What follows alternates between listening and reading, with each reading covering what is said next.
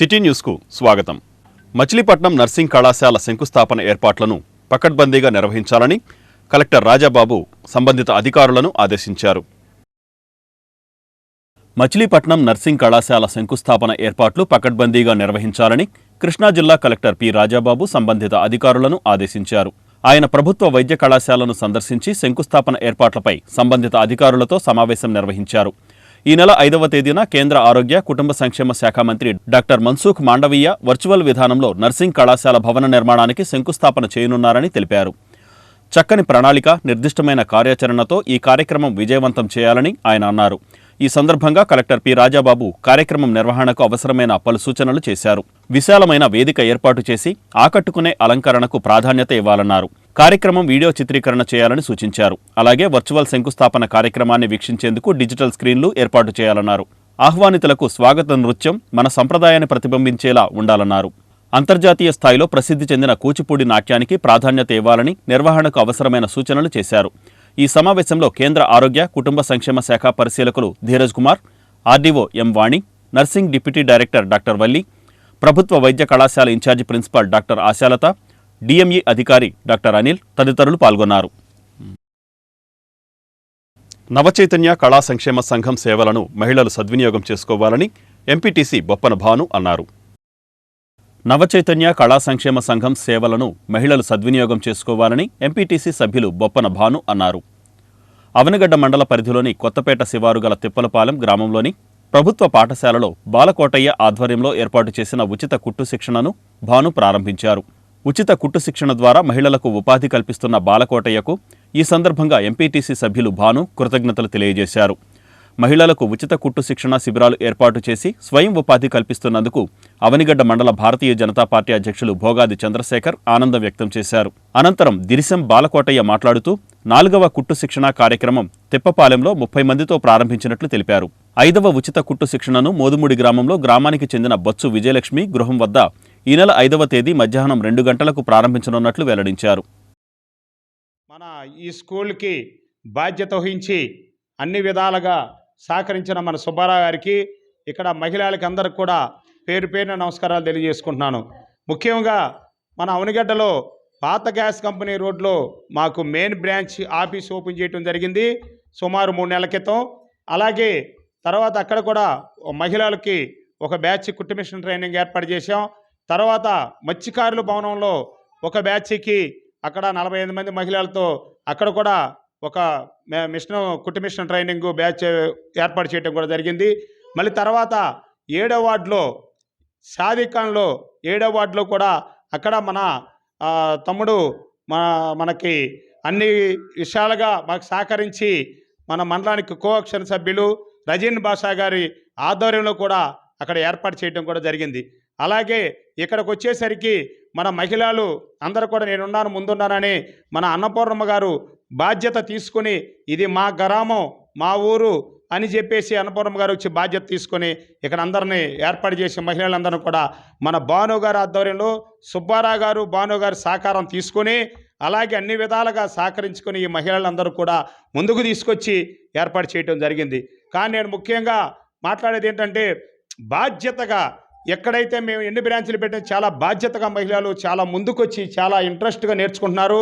చాలామంది పిల్లలు కూడా బీకామ్ బిఏ బిఈడి అన్నీ కూడా మంచి ఉద్దేశంతో విద్యంలో కూడా అంత చదువుకుని ఖాళీగా ఉండి అవనగడ్డ మండలం తిప్పపాలెం గ్రామంలో నవచైతన్య కళా సంక్షేమ సంఘం బాలకోటయ్య గారి ఆధ్వర్యంలో మాకు తిప్పపాలెం గ్రామానికి కుట్టు మిషన్లు ట్రైనింగ్ ప్రోగ్రాం చేపట్టారండి. ఈరోజు ఆయనకి బాలకోటయ్య గారికి నవచైతన్య కళా సంక్షేమ సంఘం వారికి కూడా మా తిప్పపాలెం గ్రామ మహిళల తరపున ధన్యవాదాలు తెలియజేసుకుంటూ, అలాగే మీరు ఇచ్చే సేవలు మేము సద్వినియోగం పరుచుకుని మహిళలకు ఇలా ఉపాధి కల్పించేందుకు చాలా సంతోషంగా ఉందండి. అలాగే మా గ్రామ మహిళలందరి తరపున కూడా ఈ బాలకోటయ్య గారికి ధన్యవాదాలు తెలియజేసుకుంటూ మీరు ఇచ్చే సేవలు మేము సద్వినియోగపరచాలని తెలియజేసుకుంటున్నాను. చైతన్య సంక్షేమ సంఘం మన బాలకోటయ్య గారి ఆధ్వర్యంలో ఈ కుట్టు మిషన్లు శిక్షణా తరగతి పెడతాం అనేది చాలా ఆనందదాయకం. ఇది మొత్తం దీంతో 4వ బ్రాంచ్ ఓపెన్ చేయటం, అవనిగడ్డ ఆఫీసు ఓపెన్ చేశారు మెయిన్ బ్రాంచ్. అట్లాగే రేపు సోమవారం మరి మోదుమూడి గ్రామంలో కూడా ఒక 30 మందితో ఫస్ట్ మేము ఓపెనింగ్ చేస్తున్నాం. మరి ఇది ఇంకా మహిళలకు చేతి వృత్తులు మామూలుగా ఇది వాళ్ళకి కల్పించి, మరి మేము ఇప్పుడు ఇందాక బాలకోటి గారు అన్నట్టు రాష్ట్ర ప్రభుత్వం, కేంద్ర ప్రభుత్వం సహకారంతో కూడా వీళ్ళందరికీ కూడా కుట్టు మిషన్లు ఇప్పించే ఏర్పాట్లు మేము కూడా చేస్తామని చెబుతూ ఈ అవకాశం ఇచ్చినందుకు. భాస్కరపురంలోని జనసేన పార్టీ స్థూపాన్ని అర్ధరాత్రి తొలగించడాన్ని జనసేన పార్టీ ఇన్ఛార్జి బండి రామకృష్ణ పిరికిపంద చర్యగా అభివర్ణించారు. భాస్కరపురంలోని జనసేన పార్టీ స్థూపాన్ని అర్ధరాత్రి కూల్చివేయడాన్ని పార్టీ ఇన్ఛార్జి బండి రామకృష్ణ పిరికిపంద చర్యగా అభివర్ణించారు. ఈ స్థూపాన్ని తొలగించేందుకు మున్సిపల్ టౌన్ ప్లానింగ్ అధికారులు, పోలీసులు వచ్చిన సమయంలో వారిని అడ్డుకోవడం జరిగిందని, అయితే అర్ధరాత్రి ప్రొక్లైన్ సహాయంతో పార్టీ స్థూపాన్ని కూల్చివేయటాన్ని ఆయన తీవ్రంగా పరిగణించారు. అదే స్థానంలో మరో స్థూపం ఏర్పాటు చేయడం జరుగుతుందన్నారు. ఎవరికీ ఇబ్బంది లేని ప్రదేశం రోడ్డు పక్క ఉన్న పార్టీ స్థూపం దౌర్జన్యంగా కూల్చేశారని, దీనికి వైసీపీ మూల్యం చెల్లించుకోక తప్పదని బండి రామకృష్ణ హెచ్చరించారు.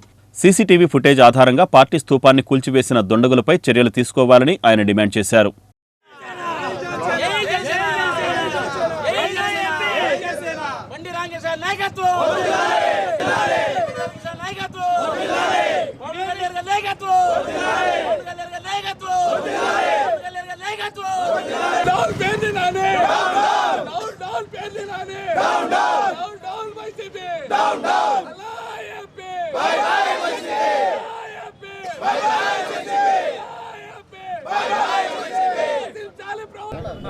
ఈరోజు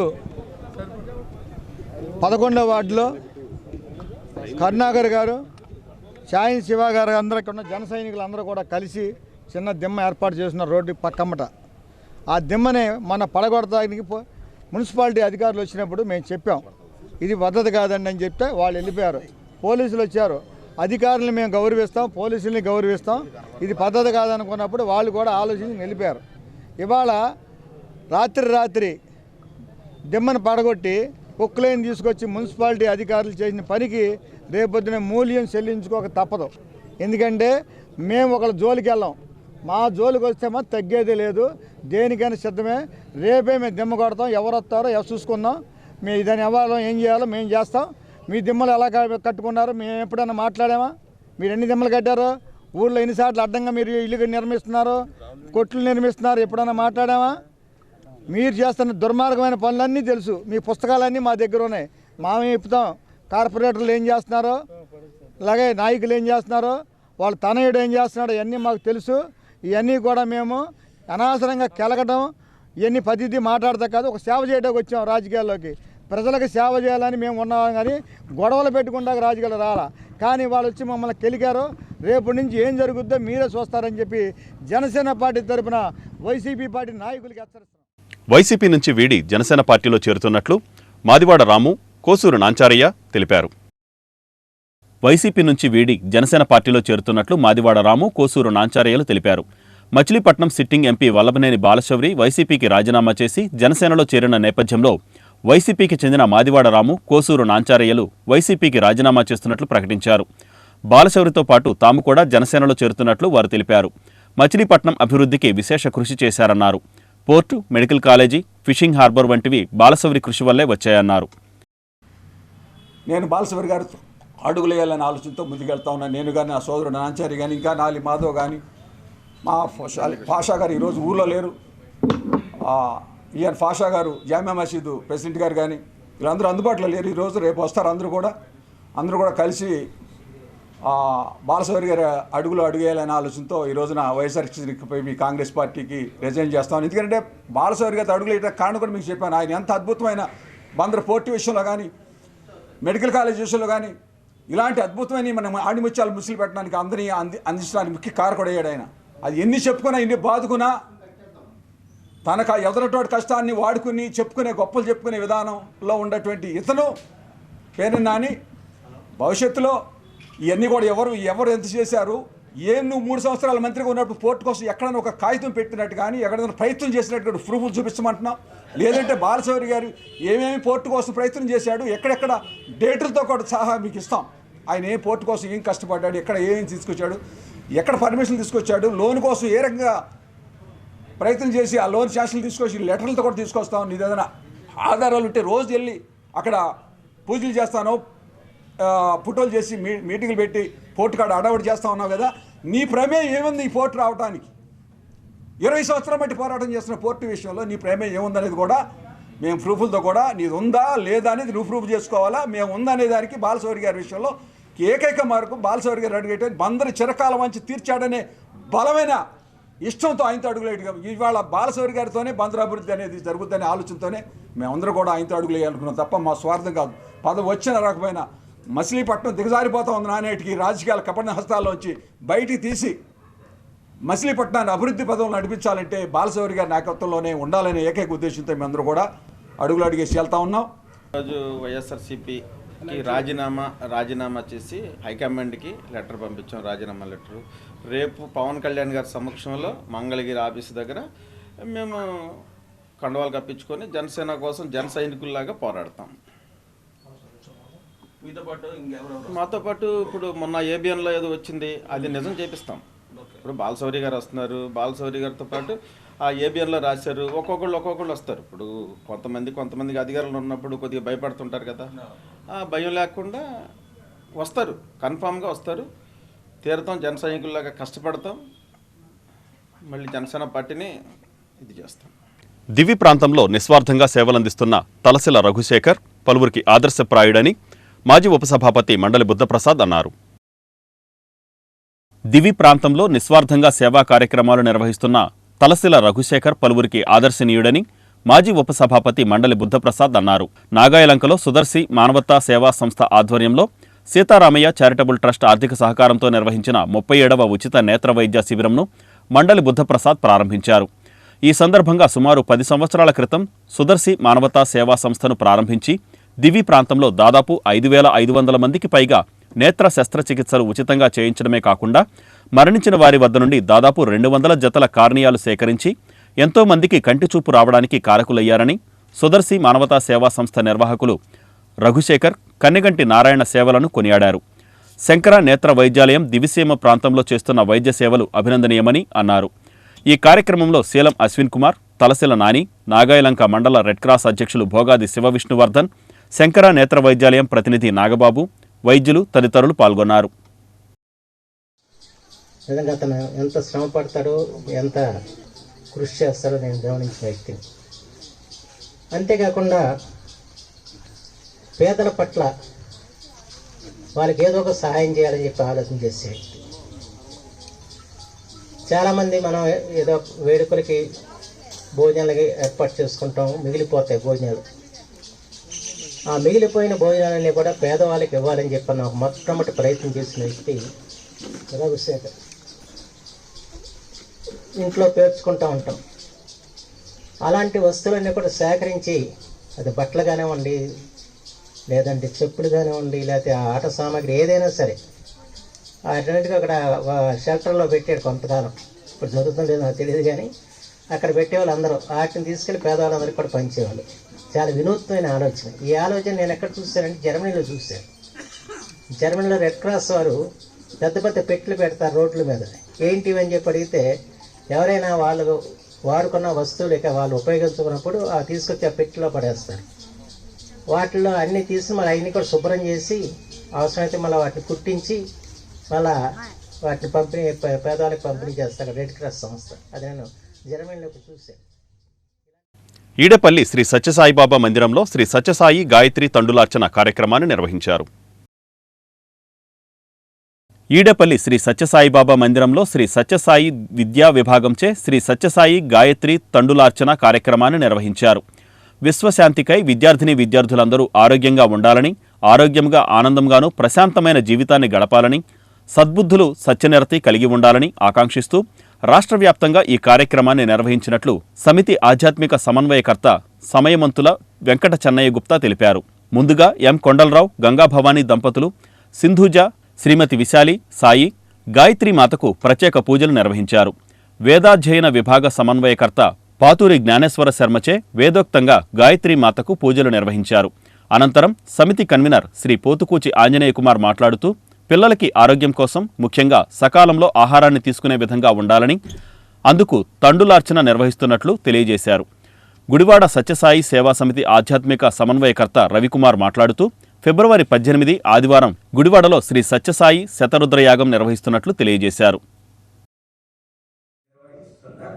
శ్రీ సత్యసాయి గాయత్రి తుండులార్చన కార్యక్రమాన్ని మన మచిలీపట్నం సత్యసాయి సేవా సమితి నందు శ్రీ సత్యసాయి విద్యా విభాగం వారు బాల వికాస్ విద్యార్థులచే ఈ యొక్క సత్యసాయి గాయత్రి తుండులార్చన కార్యక్రమాన్ని నిర్వహించడం జరిగింది. దీనిలో మన మచిలీపట్నంలో ఉన్నటువంటి బాల వికాస్ సెంటర్ టీచర్లు, అలాగే విద్యార్థులు బాల వికాస్ విద్యార్థులు, అలాగే భక్తులు, ముఖ్యంగా సత్యసాయి ఉచిత కుట్టు మిషన్ శిక్షణ కేంద్రం ఇప్పుడు నేర్చుకునేటటువంటి పిల్లలు అందరూ కూడా ఎంతో భక్తి శ్రద్ధలతో పాల్గొనడం జరిగింది. స్వామి సత్యసాయి గాయత్రి తండ్రులార్చన ఎందుకు చేస్తామంటే గాయత్రి మహత్యం మన జ్ఞానేశ్వర గారు చెప్పారు. ముఖ్యంగా పిల్లల చేత తండ్రులార్చన చేయించడంలో ఉద్దేశం ఏమిటంటే పిల్లలు అన్నం తినడానికి చాలా ఇబ్బంది పెడుతూ ఉంటారు. ప్రతి ఇంట్లో ఉంటుంది. జ్యోతిబా పూలే విజ్ఞాన కేంద్రం ఆధ్వర్యంలో పెనుబోతు వెంకటేశ్వరరావు స్మారక రెగ్యులర్ మెడికల్ క్యాంపును నిర్వహించారు.